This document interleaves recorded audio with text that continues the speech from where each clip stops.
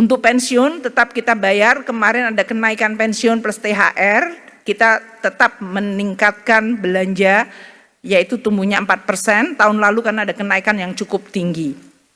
Subsidi tadi yang Bapak Presiden menyampaikan subsidi.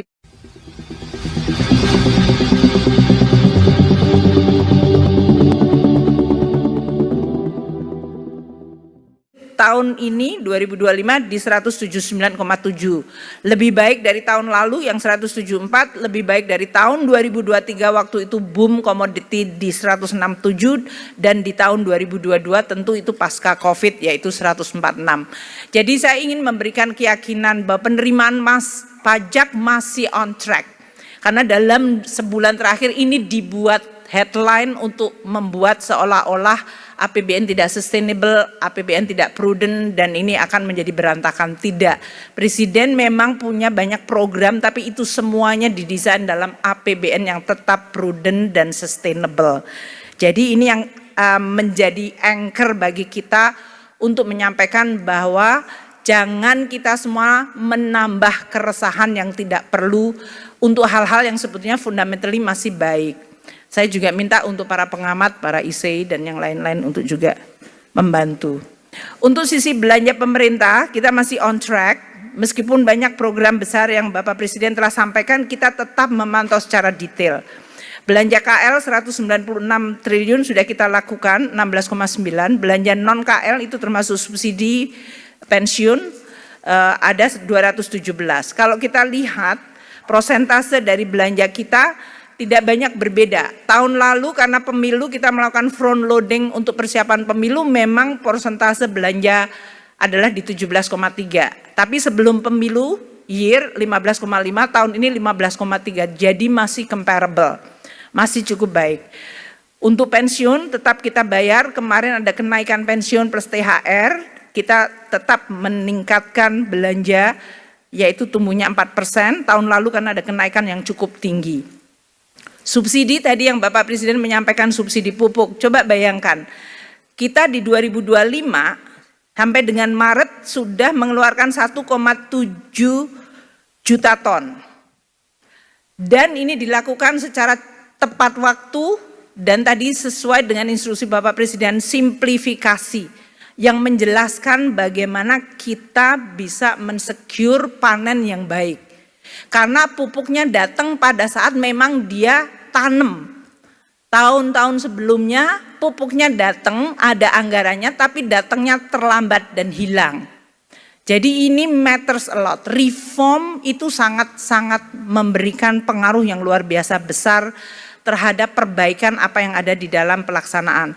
Beberapa dari subsidi BBM, LPG 3 kilo, subsidi listrik, semuanya dari sisi volume mengalami kenaikan. Ini artinya APBN bekerja untuk melindungi masyarakat agar mereka yang bebannya terasa dalam situasi saat ini, mereka mendapatkan perlindungan dari APBN.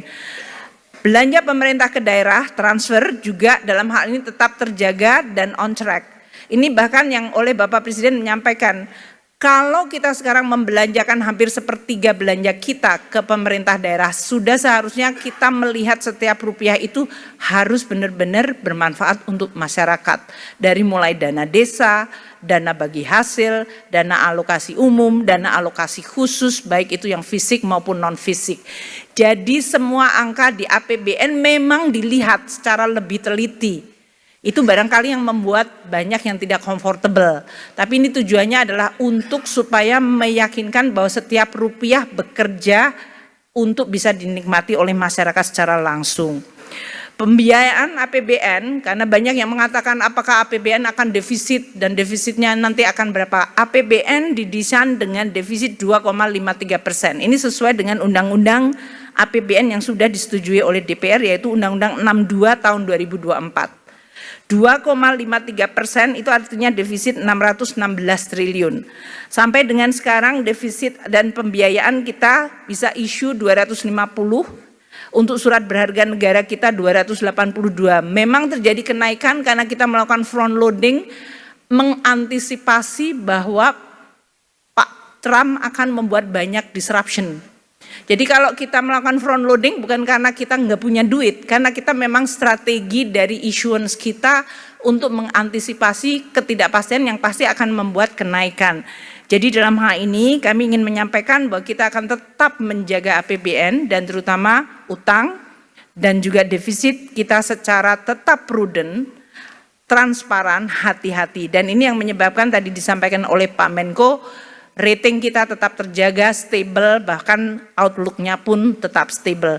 APBN adalah instrumen untuk membiayai banyak program-program penting. Ketahanan pangan yang Bapak Presiden telah sampaikan tadi. Kita telah memberikan subsidi pupuk 1,3 juta ton di the first 3 months.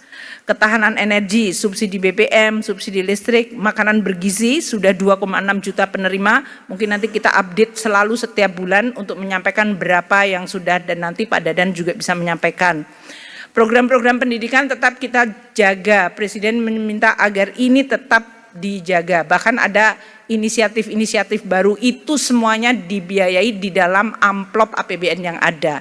Jadi jangan khawatir tidak jebol APBN-nya. Banyak yang mengatakan apakah APBN-nya jebol? Tidak. Program-program Bapak Presiden ada di dalam ruang APBN yang ada. Program kesehatan termasuk pemeriksaan kesehatan gratis itu sudah dianggarkan di dalam APBN. Pembangunan desa termasuk koperasi desa itu juga nanti akan menggunakan dana desa. Governance-nya yang kita sekarang work out, tapi tidak menambah amplop sehingga kemudian orang menganggap oh akan ada pengeluaran yang akan membuat APBN kita menjadi tidak sustainable. Pertahanan semesta baik untuk alutsista dan juga industri pertahanan dalam negeri itu semuanya ada di dalam APBN kita.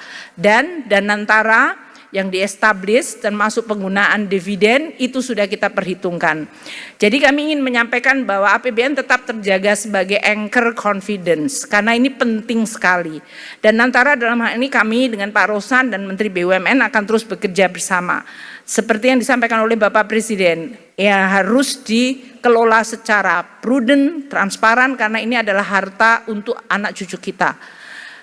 Kita akan mendesain dengan tata kelola di mana whistleblower ada, oversight cukup kuat, dan penekanan untuk tidak ada konflik kepentingan dan bebas korupsi. Untuk program-program yang sudah diidentifikasi tetap akan dilihat secara profesional, sehingga tujuan yang baik dilaksanakan dengan baik dan dapat dikelola dengan amanah dan accountable. Itu yang tentu akan memberikan assurance. Bersamaan nanti kita akan bersama-sama dengan teman-teman BUMN dan Danantara untuk terus menyampaikan kepada para investor yang masih menanyakan karena Danantara dan APBN termasuk dua hal yang terus dipertanyakan. Tapi saya ingin menyampaikan bahwa kami bertanggung jawab untuk menjaga kepercayaan Presiden, mission yang diberikan oleh Presiden, tapi juga kepercayaan dari market dan masyarakat. Karena itu semuanya adalah sama, tujuannya baik, dan oleh karena itu kita akan kelola dengan baik. Juga memberikan juga ketenangan bagi masyarakat dan seluruh pelaku ekonomi. Kita harus agile, harus cepat. Seperti yang disampaikan Bapak Presiden dan Pak Menko tadi, policy apa yang bisa kita lakukan segera dan bisa mengoreksi atau menggunakan opportunity harus bisa kita lakukan sekarang. Uni Eropa sebetulnya belum retaliasi tapi sudah ada di dalam paket, tapi ini sebetulnya untuk salvo pembuka untuk renegosiasi. Kanada sudah melakukan retaliasi. Jadi berbagai negara yang lain mungkin lebih kepalanya dingin dengan pendekatan diplomasi dan negosiasi, tapi not necessarily hasilnya juga menyenangkan karena seperti Vietnam yang mengatakan promise untuk 0% tarif dikatakan itu tidak memadai karena non tarif barrier juga menjadi salah satu bagian yang menjadi negosiasi. Dengan adanya kenaikan tarif di Amerika Serikat memunculkan sebuah pemikiran atau hal yang akan menjadi reaksinya, yaitu terjadinya diversion dari perdagangan. Trade diversion ini yang sekarang sedang dibahas di dunia. Negara mana yang bisa menjadi tujuan ekspor alternatif atau negara mana yang bisa menjadi tempat investasi alternatif untuk kemudian munculnya trade without Amerika atau Amerika menjadi di-alienate dan kemudian muncul di antara sisa Amerikanya.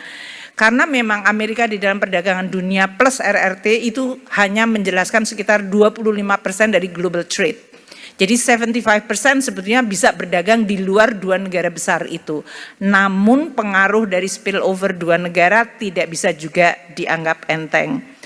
Peluang Indonesia untuk take over karena beberapa negara, Vietnam, Bangladesh, Thailand, China yang rate dari reciprocalnya dari Amerika itu lebih tinggi, yaitu 34, 36, 37, bahkan 46. Tapi kita juga tahu banyak negara di sekitar kita atau yang mirip dengan kita yang tarifnya juga lebih rendah. Filipina hanya 17%, Malaysia 24%, Korea Selatan 25%, dan India hanya 26%. Jadi di dalam tabel ini kita bisa menggambarkan komoditas apa yang potensi kita akan bisa menjadi pemasok baru, atau kita akan dikalahkan oleh yang tadi tarifnya lebih rendah. Ini yang menggambarkan betapa pentingnya situasi seperti ini, saresahan ekonomi. Bapak Presiden ingin kemudian bertemu dengan semua stakeholder, karena ini adalah perang bersama. Ini harus bersama-sama antara pemerintah, policy maker, para pelaku ekonomi, dan bagaimana kita meresponsnya. Investor portfolio merespons negatif kebijakan RRT. Kita semuanya hari ini adalah hari pertama pembukaan bursa dan kita sudah melihat Indonesia tadi sesi yang kedua di bawah 8%, 7,7. Kalau kita lihat banyak negara yang indeks harga sahamnya pada tanggal 8 April dibanding 2 April banyak yang koreksinya sangat dalam hingga 14%. Bahkan tadi yang Pak Menko menyampaikan beberapa bisa mencapai di atas 25%. Nilai tukar kita, Pak Gubernur Bank Indonesia sudah menyampaikan juga beberapa langkah bahkan sebelum pembukaan hari ini, dan alhamdulillah kita sekarang sudah bisa turun di bawah 17. Namun dinamika ini seperti harga saham, nilai tukar maupun dalam hal ini obligasi surat berharga itu seperti kita itu seperti shock absorber. Karena shocknya terjadi, ini adalah bentuk respons yang mungkin harus terbiasa kita lihat. Namun tidak berarti kita kemudian shifting attention-nya dari fondasi yang tetap harus dijaga. Tekanan di pasar keuangan yang tinggi terakhir ini sebetulnya bukan hal yang baru. US Treasury baik yang 2 tahun maupun 10 tahun agak melemah karena dia dianggap safe haven, tapi dolar indeksnya juga melemah. Jadi kepercayaan 100% terhadap dolar juga mulai menurun. Sementara fixed index yaitu volatility juga meningkat, tapi kalau kita bandingkan pada saat COVID, kenaikannya sebetulnya masih relatively manageable. Tapi ini menggambarkan suasananya, alarmnya mulai berbunyi, jadi kita harus juga tetap hati-hati, tanpa panik. JP Morgan, Goldman Sachs, semuanya mengatakan bahwa Amerika kemungkinan masuk ke resesi, probabilitasnya sekarang naik ke 60%, dari tadinya di bawah 50%. Dengan outlook seperti itu, tidak heran maka commodity price menurun, karena nanti demand turun kalau terjadi resesi. Kita lihat harga komoditas mengalami koreksi, harga minyak terutama yang kita lihat sekarang ada di level 64-65. APBN kita menggunakan asumsi $80, jadi ini berarti nanti subsidi lebih rendah. Moga-moga kita tetap jaga, ini juga membuat APBN kita menjadi menjadi berkurang tekanannya. Meskipun nilai tukar kita agak di atas dari asumsi. Sementara CPO justru membaik. Ini membuat penerimaan negara juga membaik. Copper juga masih relatif bagus, nikel mengalami penurunan, dan coal kita masih agak struggle, bahkan sekarang sudah di bawah 100. Aktivitas manufacturing sampai hari ini masih diekspansi tapi tipis di 50,3. Tadi telah disampaikan Pak Menko, Indonesia masih di atas 52. Berarti kita masih ekspansif. Kemarin kita sempat turun tapi kemudian kita naik secara cepat sekali. Ini menggambarkan cukup resilience dari sektor manufaktur di Indonesia. Ekspor Indonesia untuk pertanian dalam hal ini pertumbuhan year on year-nya 52%, untuk manufaktur 29%. Itu menggambarkan bahwa sebelum tarif Trump kita cukup baik, dan oleh karena itu neraca perdagangan kita tetap terjaga surplus. Kalau kita lihat dari sisi neraca perdagangan ini, Amerika adalah the second largest. Tapi antara yang the first largest yaitu China, Amerika itu di 23 billion. Dan ini tidak banyak berbeda dengan destinasi lainnya. Kalau lihat dari tabel ini, Indonesia punya banyak alternatif sebetulnya. Dalam artian seperti yang dikatakan oleh Pak Menko tadi, bahwa destinasi ekspor kita masih bisa kita diversify. Dan attachment atau dependensi kita terhadap Amerika tidak terlalu besar dibandingkan negara-negara lain yang tadi disebutkan. Nah, Presiden Prabowo telah menyampaikan bahwa menteri-menteri ekonomi yang sekarang harus menghadapi kondisi perang ekonomi ini, kita di dalam front line-nya harus berinisiatif untuk melakukan reform dan deregulasi. Karena kejadian shock seperti ini bukan pertama kali di dalam sejarah kita. Kita pernah mengalami pada tahun 80-an, waktu itu shock minyak dan perang.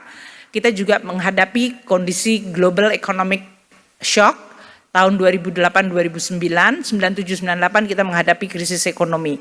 Belajar dari semua shock ini, pada saat terjadinya shock justru ini menjadi opportunity untuk mereform dan melakukan deregulasi. Jadi berdasarkan instruksi Bapak Presiden, bahkan sebelum Trump Liberation Day tarif, kita sudah diminta untuk memformulasikan deregulasi, mempermudah seperti yang tadi telah ditekankan oleh Bapak Presiden. Saya sampaikan untuk beberapa yang di area yang pasti banyak teman-teman dari bisnis melihat dan penting karena ini sangat mempengaruhi cash flow dan yang lain-lain. Cortex kita sudah makin membaik, ini akan mempercepat proses pemeriksaan, proses keberatan, dan termasuk validasi dari instansi melalui layanan. Ini membuat nanti dokumentasi menjadi lebih mudah sehingga segala proses termasuk restitusi menjadi jauh lebih cepat karena ini termasuk salah satu yang menjadi potensial dari komplain yang muncul dari USTR terhadap Indonesia. Pemeriksaan pajak akan diperpendek 50% waktunya dari 12 bulan menjadi 6 bulan.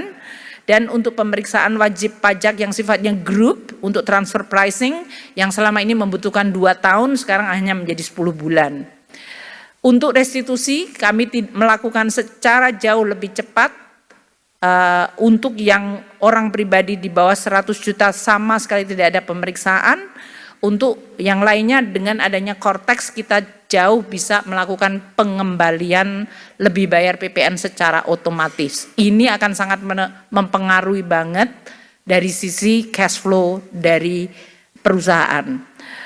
Kita juga penetapan nilai pabean dan ini juga termasuk yang dikomplain oleh pelaku usaha, termasuk yang dari Amerika. Kita akan menggunakan rentang harga yang berbasis bukti yang valid. Jadi ini lebih memberikan kepastian.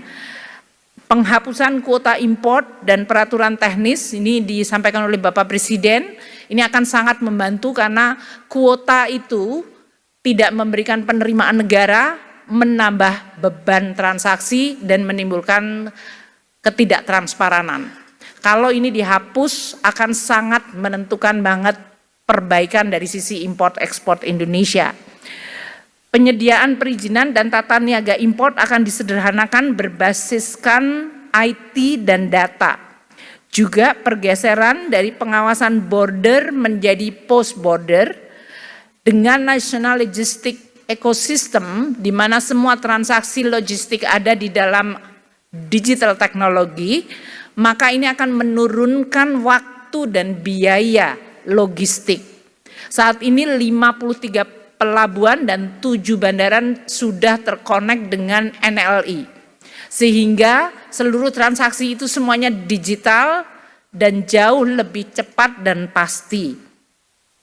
Kita juga mengimplementasikan HICO X-ray, dengan demikian petugas bea cukai tidak perlu harus melihat, membongkar, karena kita sudah bisa lihat setiap kontainer tanpa adanya intervensi dari petugas. Kita juga akan melakukan harmonisasi kebijakan dan administrasi perpajakan dan kepabeanan untuk aktivitas impor dan ekspor. Sehingga antara policy di hulu hingga ke hilir akan lebih sinergi. Ini untuk memudahkan berbagai transaksi restitusi, perbaikan proses kerja dan fasilitas impor. Kami juga telah mendapatkan feedback dalam situasi seperti ini mungkin ada perusahaan merger, akuisisi itu perlu untuk lebih cepat dan biasanya ini terhalangi oleh policy karena adanya implikasi perpajakan. Kami sangat terbuka untuk membuka dan melihat aspek perpajakan agar perusahaan-perusahaan yang perlu melakukan merger akuisisi itu jauh bisa lebih agile karena situasi memang mengharuskan begitu.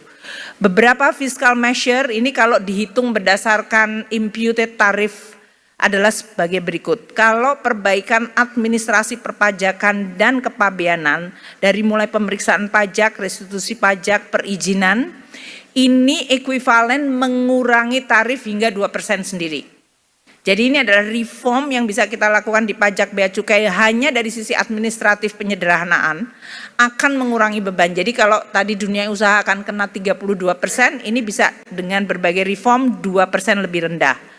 Kebijakan perpajakan untuk PPh import, kami akan melakukan penyesuaian untuk produk tertentu yang tadinya antara 2,5 ke hanya 0,5%. Ini berarti mengurangi lagi 2% beban tarif. Jadi anything yang bisa mengurangi tarif karena sudah adanya beban tarif selama belum turun dari Amerika, kita akan coba lakukan. Penyesuaian tarif biaya masuk produk import yang antara 5 hingga 10% menjadi 0 sampai 5%, ini berarti mengurangi lagi 5% beban tarif. Ini untuk produk-produk yang berasal dari Amerika Serikat yang masuk dalam most favored nation. Untuk tarif beasiswa, karena kita sering ngasih beasiswa, mohon maaf. Bea keluar untuk CPO kita juga akan lakukan adjustment, ini juga ekuivalen mengurangi beban hingga 5%. Dan trade remedies, ini termasuk Menteri Perdagangan, Pak Menko Perekonomian semua minta agar bea masuk anti dumping, imbalan safeguard bisa dilakukan dan dipercepat hanya dalam waktu 15 hari. Itu akan kita lakukan bersama dengan KL yang lain. Jadi kami akan terus melakukan reform terutama di bidang pajak, bea dan cukai dan prosedur supaya ini betul-betul mengurangi beban sesuai dengan penekanan Bapak Presiden dan reform yang lebih ambisius. Banyak dari teman-teman usaha media menyoroti mengenai APBN kita. APBN memang selama ini menjadi salah satu anchor yang terus-menerus kita sampaikan secara transparan. Postur dari APBN kita sampai dengan akhir Maret itu sekarang sudah dalam situasi membaik. Kemarin headline seolah-olah mengatakan penerimaan pajak mengalami kontraksi dan lain-lain. Kenapa kami kemarin menunda melakukan press conference? Karena memang datanya masih sangat liquid, masih dinamis. Karena adanya Cortex, di sisi lain adanya penerapan TER dan juga adanya beberapa perusahaan wajib pajak besar yang melakukan restitusi itu one off. Sehingga tidak ingin menciptakan kepanikan market, kami melakukan presentasi. Kalau kita lihat pada bulan Maret, penerimaan pajak bruto kita sudah turn around. Yang tadinya growth-nya minus 13 bulan Januari, Februari minus 4, ini sekarang sudah positif 9,1. Turning around itu kelihatan sudah mulai baik. Kami hanya ingin menyampaikan tadinya growth-nya minus 13 bulan Januari, Februari minus 4, ini sekarang sudah positif 9,1. Turning around itu kelihatan sudah mulai baik. Kami hanya ingin